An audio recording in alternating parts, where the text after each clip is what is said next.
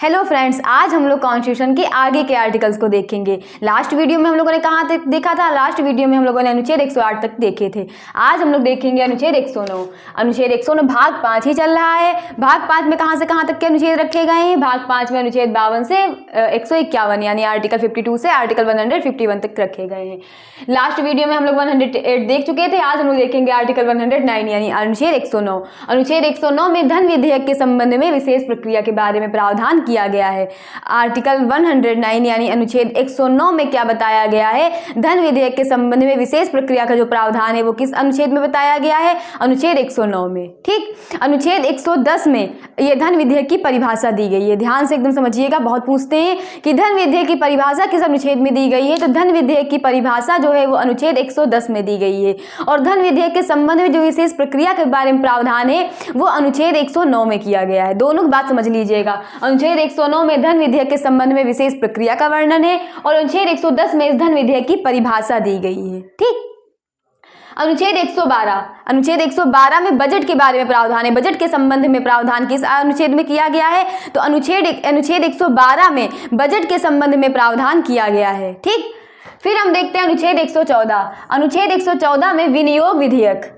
अनुच्छेद 114 में विनियोग विधेयक के संबंध में प्रावधान है। अब ये विनियोग विधेयक समझ लीजिए अच्छे से।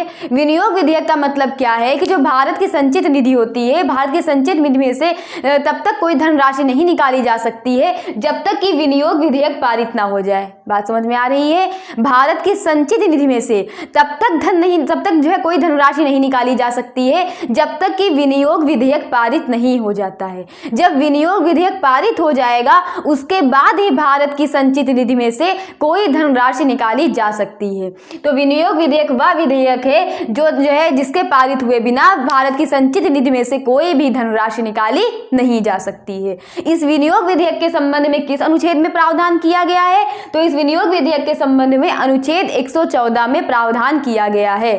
ठीक, अनुच्छेद 116 में लेखानुदान के बारे में प्रावधान है। इस लेखानुदान और विनियोग विधेयक को ध्यान से समझिए। लेखानुदान समझने से पहले भी हमने आपको विनियोग विधेयक के बारे में क्या बताया था? विनियोग विधेयक ऐसा विधेयक है जिसके पारित किए बिना भारत की संचित निधि में से कोई भी धनराशि निकाली नहीं जा सकती है। जब विनियोग विधेयक पारित हो जाएगा उसके बाद ही भारत की संचित निधि में से कोई धनराशि निकाली जा सकती है। अब लेखानुदान में हमने लेखानुदान क्या है? लेखानुदान ध्यान समझिएगा। लेखानुदान जो है समझिए कि जब भारत सरकार को कोई ऐसी धनराशि की आवश्यकता है, मान लीजिए विनियोग विधेयक पारित नहीं हुआ है और जो है भारत सरकार को धनराशि की आवश्यकता है, तब भारत जो लोकसभा है ये लोकसभा क्या करेगी? लेखानुदान पारित कर जो भारत सरकार है उसके लिए अग्रिम राशि को स्वीकृत कर सकती है। बात समझ में आई? लेखानुदान क्या है कि जो लोकसभा है, मान लीजिए विनियोग विधेयक पारित नहीं हुआ है, जब विनियोग विधेयक लेखानुदान यह होता है कि जब विनियोग विधेयक पारित नहीं हुआ, विधेयक पारित नहीं हुआ है और भारत सरकार को धनराशि की आवश्यकता है, तब जो लोकसभा है वो लेखानुदान जो लोकसभा है वो लेखानुदान को पारित कर सरकार के लिए अग्रिम राशि की स्वीकृति कर सकती है, अग्रिम राशि को स्वीकृत कर सकती है। बात समझ में आ गई? तो और विनियोग विधेयक क्या है? ऐसा विधेयक जिसके जो है पारित किए बिना भारत सरकार जो है संचित निधि में से कोई भी धनराशि निकाली, भारत सरकार की संचित निधि में से कोई धनराशि निकाली नहीं जा सकती है। ठीक, 117 में क्या बताया गया है? वित्त विधेयक के बारे में। 117 में किसके बारे में प्रावधान है? वित्त विधेयक के बारे में। धन विधेयक किसमें था? 110 में और वित्त विधेयक 117 में। ठीक, 123 में क्या बताया गया? अनुच्छेद 123 में अध्यादेश। अध्यादेश क्या होता है? अनुच्छेद 123 में अध्यादेश के बारे में बताया गया ये राष्ट्रपति को शक्ति प्राप्त है। ये शक्ति किसको प्राप्त है? राष्ट्रपति को। अनुच्छेद 123 में जो अध्यादेश की शक्ति है ये शक्ति किसको प्राप्त है? राष्ट्रपति को ये शक्ति प्राप्त है। राष्ट्रपति को ये शक्ति प्राप्त है अध्यादेश की। अध्यादेश का मतलब यह है कि जब संसद के दोनों सदन सत्र में ना हो और राष्ट्रपति को यह प्रतीत हो जाए कि ऐसी जो है परिस्थिति उत्पन्न हो गई जिसमें कार्यवाही बहुत ही आवश्यक है, जिसमें बिना विलंब की कार्यवाही आवश्यक है, तब ये राष्ट्रपति क्या कर सकता है? अध्यादेश ला सकता है। तब ये राष्ट्रपति क्या करेगा? अध्यादेश ला सकता है। तो अध्यादेश के संबंध में प्रावधान किसमें है? अनुच्छेद 123। संघ की न्यायपालिका, इसमें देखते हैं अनुच्छेद 124। इसमें देखते हैं अनुच्छेद 124। अनुच्छेद 124 में उच्चतम न्यायालय की स्थापना एवं गठन के बारे में प्रावधान किया गया है। सुप्रीम कोर्ट की स्थापना एवं गठन के संबंध में प्रावधान किस अनुच्छेद में किया गया है? अनुच्छेद 124 में। बहुत इंपॉर्टेंट है, ध्यान से समझिएगा। अनुच्छेद 127 में तदर्थ न्यायमूर्तियों की नियुक्ति के बारे में प्रावधान किया गया है। ये तदर्थ न्यायमूर्ति क्या होते हैं, ध्यान से समझिएगा। तदर्थ जो न्यायमूर्ति है, ये तदर्थ न्यायमूर्ति की नियुक्ति सिर्फ उच्चतम न्यायालय में की जाती है, उच्च न्यायालय में नहीं की जाती। पहले तो ये समझ लीजिए कि तदर्थ न्यायमूर्तियों की नियुक्ति उच्चतम न्यायालय में की जाती है, उच्च न्यायालय में नहीं की जाती है। और तदर्थ न्यायमूर्तियों के संबंध में जो प्रावधान है फ्रांस से लिए गए हैं। कहाँ से लिए गए हैं? फ्रांस से।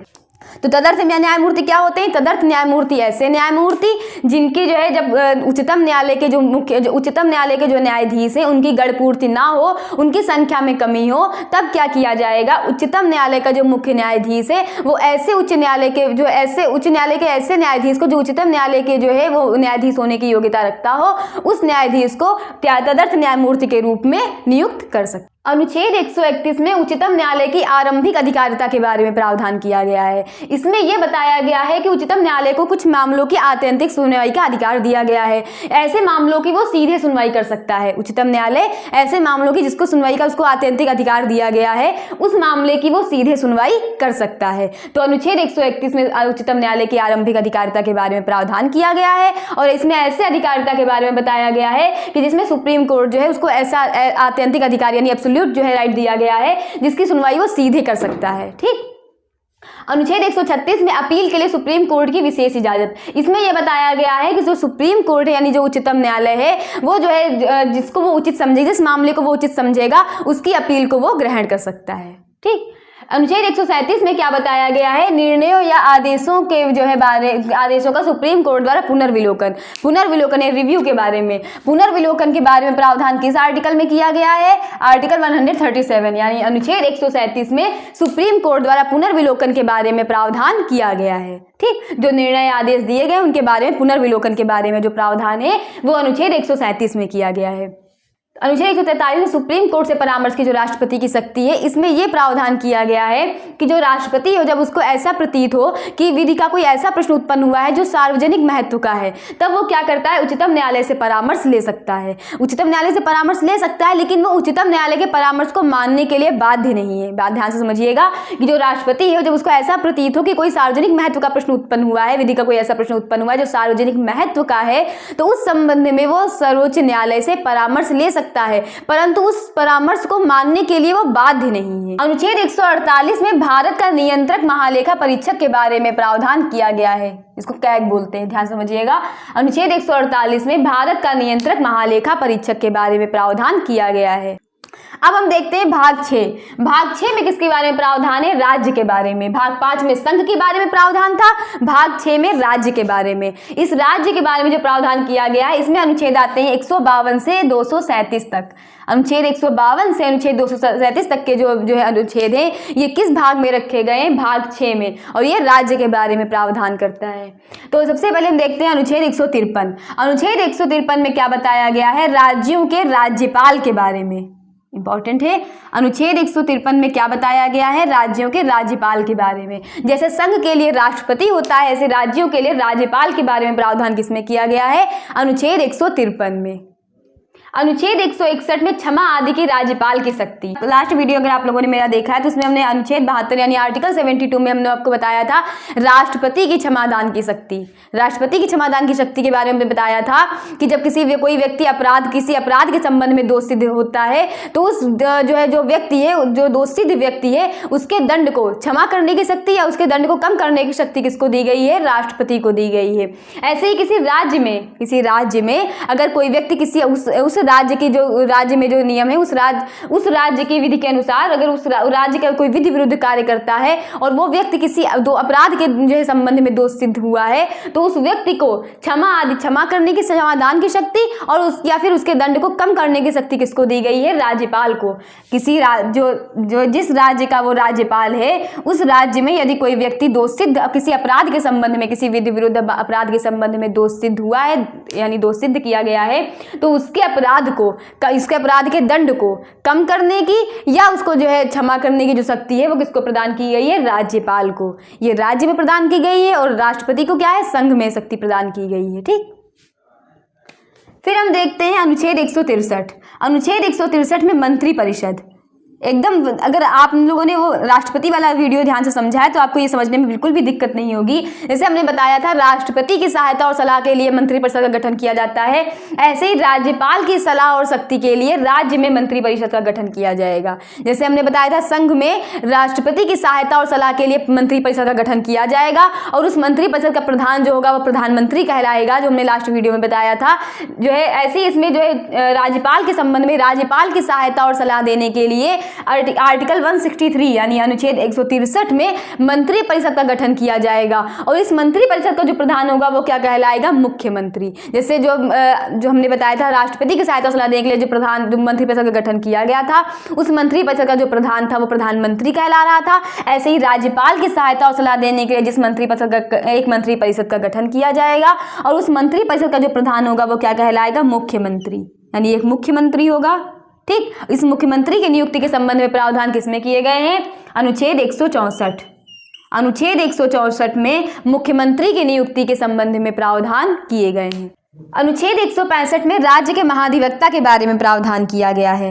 अब अगर आप लोग लास्ट वीडियो अगर आप लोगों ने ध्यान से देखा है तो उसमें हमने बताया था जो है भारत का महान्यायवादी के बारे में। भारत के महान्यायवादी के बारे में आर्टिकल 76 यानी अनुच्छेद 76 में भारत के महान्यायवादी के बारे में प्रावधान किया गया था। वो भारत का जो महान्यायवादी था वो क्या था, भारत का सर्वोच्च विधिक अधिकारी था। ठीक, इसी प्रकार अनुच्छेद 165 में राज्य के महाधिवक्ता के बारे में प्रावधान किया गया है। तो हमने बताया था जो भारत का महान्यायवादी होता है उसका कार्य क्या होता है, भारत सरकार को विधि के संबंध में सलाह देने का कार्य करता है। इसी प्रकार जो राज्य का महाधिवक्ता है वो राज्य की सरकार को विधि के संबंध में सलाह देने का कार्य करता है। तो जो ये एकदम वही चीजें हैं जो हम लोग लास्ट वीडियो में पढ़ चुके हैं, बस ये कि ये राज्य के संबंध में थे, वो भारत सरकार एकदम वो केंद्र के संबंध में प्रावधान थे। तो जो राज्य का महाधिवक्ता है, ये राज्य का महाधिवक्ता क्या करता है, राज्य सरकार को विधि के संबंध में सलाह देने का कार्य करता है। और ये किस अनुच्छेद में बताया गया है, अनुच्छेद 165 में। ठीक, फिर हम देखते हैं अनुच्छेद 213। अनुच्छेद 213 में अध्यादेश की शक्ति। अभी हम लोगों ने बात की अध्यादेश की शक्ति। इस अध्यादेश की शक्ति, ये अध्यादेश की शक्ति जो अनुच्छेद 123 में दी गई थी, ये राष्ट्रपति को प्रदान की गई थी कि जब संसद के दोनों सदन सत्र में ना हो और राष्ट्रपति को ऐसा लगे कि कोई ऐसी परिस्थिति उत्पन्न हुई है जिसमें कार्यवाही तुरंत आवश्यक है,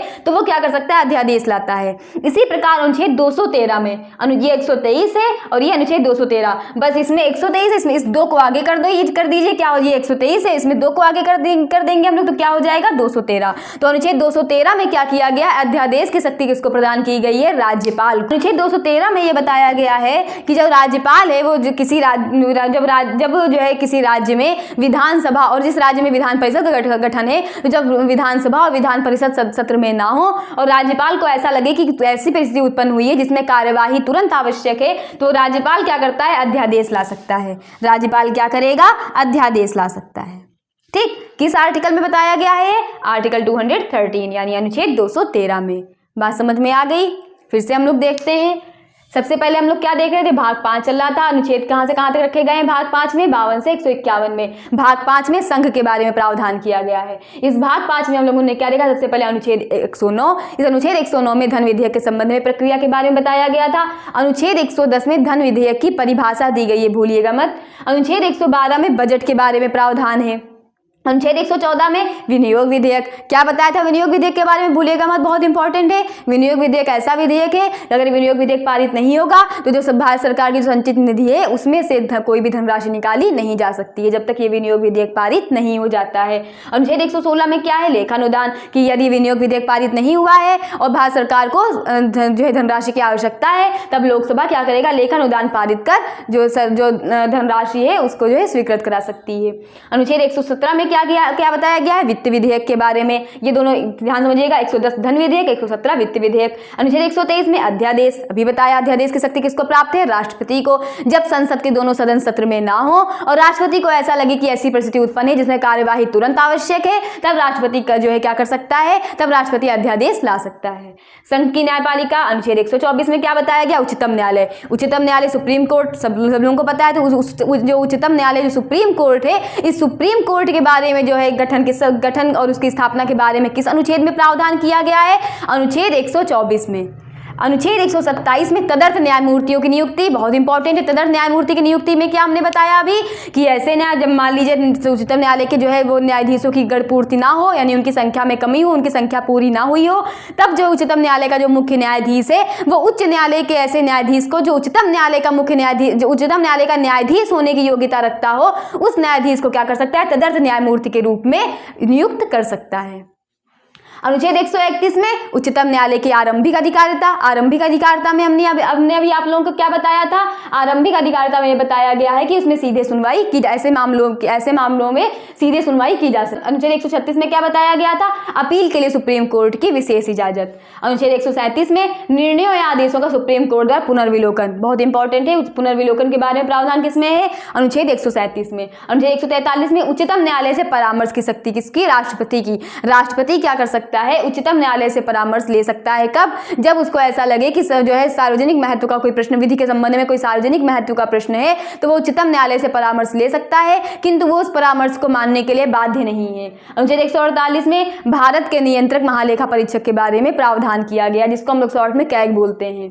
भाग 6 में क्या बताया गया, अब भाग 6 में राज्य के संबंध में प्रावधान किया गया है। इस राज्य में कहां से कहां तक के अनुच्छेद रखे गए हैं, अनुच्छेद 152 से 237 तक। अनुच्छेद 153 में राज्यों के राज्यपाल, जैसे राष्ट्र का राष्ट्रपति होता है, ऐसे राज्यों के राज्यपाल के बारे में जो प्रावधान है वो अनुच्छेद 153 में बताया गया है। अनुच्छेद 161 में क्या गया है, क्षमा आदि की जो है शक्तियां किसको, राज्यपाल को। जैसे आर्टिकल 72 में यानी अनुच्छेद 72 में राष्ट्रपति को शक्ति प्रदान की गई थी क्षमादान की, ऐसे ही अनुच्छेद 161 में राज्यपाल को क्षमादान की शक्ति प्रदान की गई है।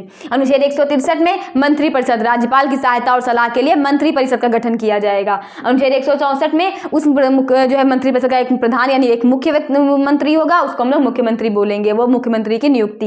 इस मुख्यमंत्री की नियुक्ति के संबंध में प्रावधान अनुच्छेद 164 में है।